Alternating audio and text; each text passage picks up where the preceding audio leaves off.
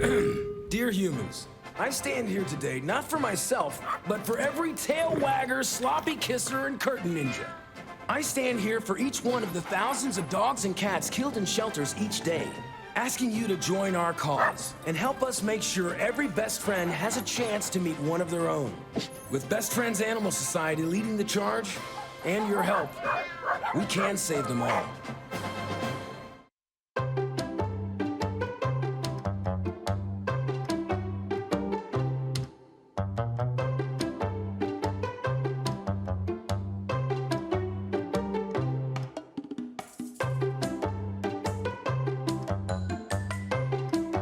Thank you for joining us for Pet Connect. I'm Tara Douglas.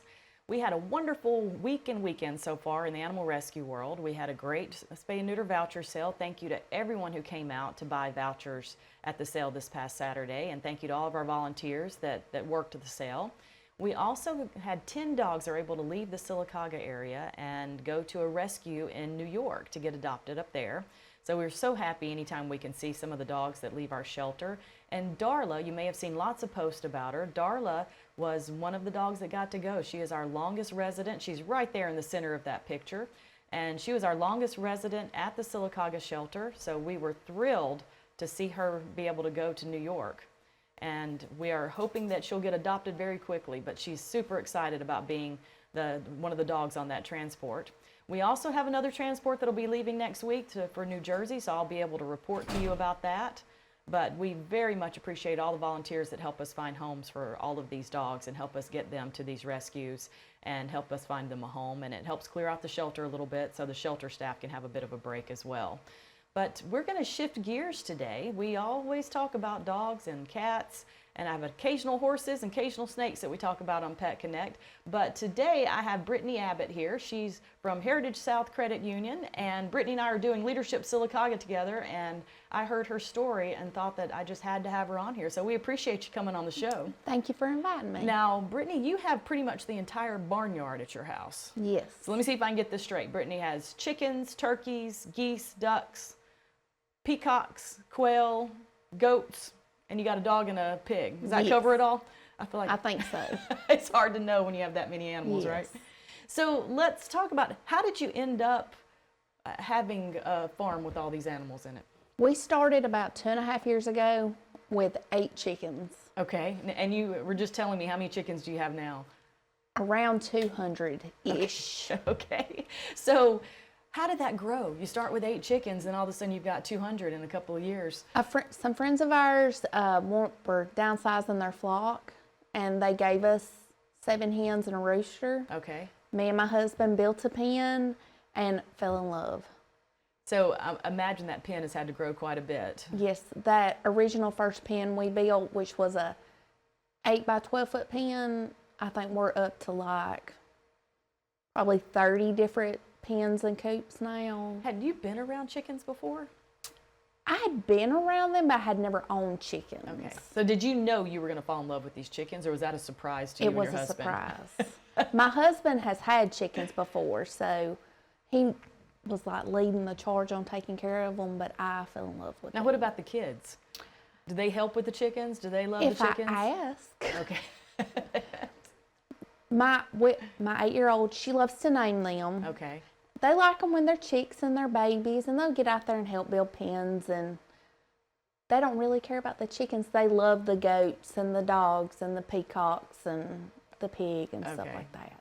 Now, with 200 chickens, they name them when they're chicks. Does anybody remember some of the names later on? Do you have some chickens that really stand out? If you ask my 8-year-old daughter, she can name you everything. She knows now, all it of might them. not be the name she named it a year ago. But it's the name. It's the current name. It's the current name. That's all that matters. Because these chickens are basically your pets. They are. And I assume you get lots of good eggs from them. We do. Springtime and late winter, we are overloaded with eggs. Okay. The rest of the year, we get enough I haven't bought eggs in probably 2 years. Okay. Well, that's great. And there's nothing better than fresh eggs. Yes. So that's wonderful. After you eat fresh eggs, you do not want store-bought eggs. Absolutely. Now, you've got turkeys too. So how many turkeys do you have? We have 5 turkeys. And how hard, I mean, when you compare the chickens to the turkeys, how different is it raising turkeys? Turkeys are harder to raise from babies because if you put them on the ground too early, they just die. Okay. But they eat so much. Oh, do they? They do. Like, they eat triple what a chicken eats. Turkeys are big. They are. I didn't realize they would eat that much, but And they're always hungry. so you have to constantly feed them. My husband gets on to me because I feed and take care of everything every day, and he does on like the weekends. And he gets on to me because he says I overfeed them. They're all really healthy. They're all very happy, I'm sure. Yes.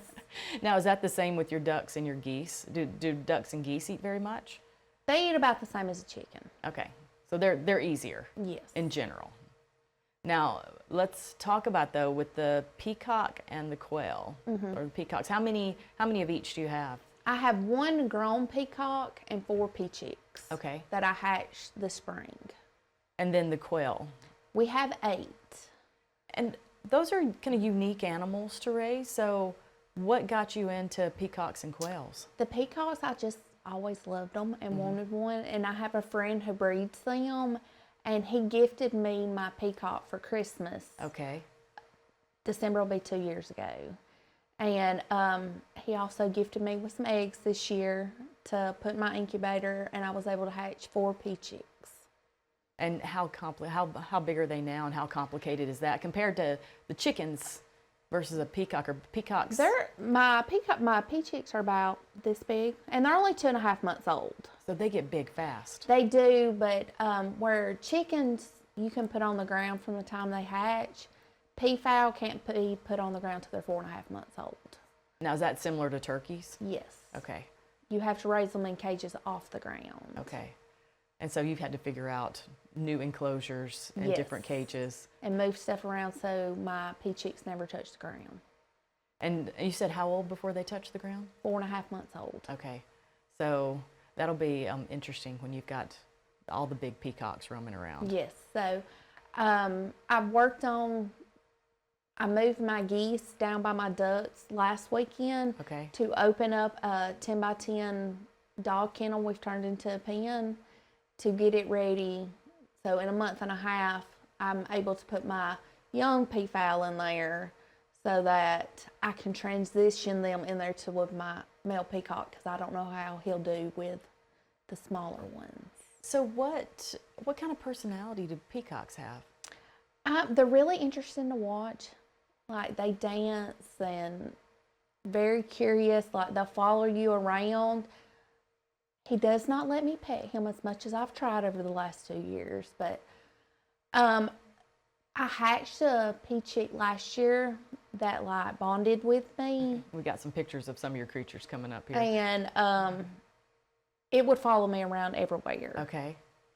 So You know they can have a personality that yes, they will fly across the yard, follow you around. So with your pea chicks, how many females, how many males do you have? I have 2 I know that are females, and 1 I know is a male, and 1 we're just gonna have to wait and see. I'm not sure on that. So what color, with the females, what do their feathers look like compared to the male? Because the peacocks you think about with the giant, beautiful tail feathers, those are the males. Yes. And then what do the females look The like? females will also have like the blue and green on their neck, but their head won't be colored. Okay. And the rest of their body's just brown in the Okay. Indian blues. And this must be your... That's my peacock blue. That's Okay. his name. When do they put their tail feathers up? Like what kind of situations? In the spring when they're during mating season. Okay. That's when they dance and you hear the scream and all That that. scream is awful. We had an experience where it was in Yelm, Washington. It was in the country. We had volunteered at an eyeglass recycling center for the Lions Club. And you could walk outside at night. There were no lights anywhere, keep in mind. And there was a neighboring farm that had peacocks. And it would scream, and it sounded like a woman screaming. It was horrifying to go out there at night. So what do they sound like, and why do they scream? I've heard a lot of people say when they scream, they sound like a woman screaming. Yeah. Blue doesn't. He sounds more like a goose. He honks and purrs. Okay. He purrs. He does. Why does he purr? I have no clue. You got to figure that out. Yeah, he gets all excited and he honks, and after he honks, he purrs. So who's the loudest out of all of the birds that you have? The geese. Okay. And then they're probably now, are geese as protective as you always hear? I've never really been around geese other than the story I shared with you about a patient having some geese that she introduced me to, and they were protecting a nest. But are they very protective of property? They are. Like, if somebody, my parents live behind us, so if my mama's walking up through the trail, I know she's coming before she ever reaches my backyard. Okay. Like, they start honking and hollering, let me know she's on her way. So nobody can approach your house No. without you knowing. I know anytime something comes near the backyard. Now, with the quail, let's talk about quail, because that's another unique animal to raise. Why did you get into quails? My 8-year-old Courtney, she wanted quail for her birthday. Like, she begged and begged, had been begging for quail. And I had a friend that gifted her 10 quail for her birthday. Okay. So out of the 10, we lost 2, but she still has her 8. And what's the personality of quail? How do They're they very act? flighty. Okay.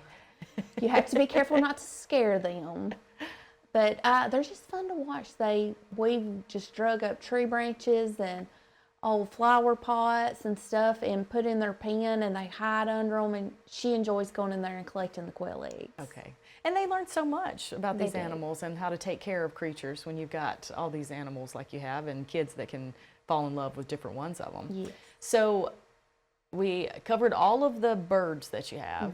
Now you got goats too. How many goats do you have? We have 7 goats.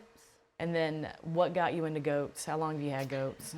My friends got goats, and I fell in love with their goats, and I finally convinced my husband to buy me one. And we bought a billy, and you can't have a billy without having nannies. Okay.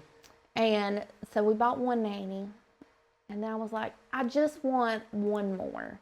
And a friend of mine was selling some of her herd. She's thinning out. And I went to get me 2 and my sister-in-law 2, and I come back with 6. Of course. Now, what?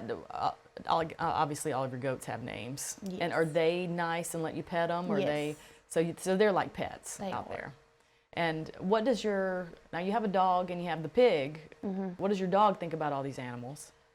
Dolly loves them. Okay. Like, she loves all the animals. She chases the goats and tries to play with them like they're dogs. They don't care for it. I was about but to ask, there's a picture of one of your goats. You got beautiful goats. That's Delilah. So they certainly don't appreciate the dog. I mean, they don't mind her, but they don't want to play with her. If she's just laying there, they're fine with her. How'd you end up with a random pig? Our neighbors bought a pair as babies, and they only wanted one of them. And it just happened to be the weekend of my 10-year-old's birthday. And he's like, I want it for my birthday present. So that's how we acquired Wilbur. So out of all of the animals, who's the most complicated? The goats. The goats are the most complicated. They are escape artists. And then who is the most stubborn? The chickens. Chickens are stubborn? Yes. Who eats the most? The turkeys. Definitely the turkeys, even with goats and pigs. Yes, the turkeys eat more than anything. Now, here's a funny thing to think about. Well, we'll talk about Steve here in just a moment. He's the pet of the week that's popped up. Let's just go ahead and talk about Steve, and then we'll get out of here.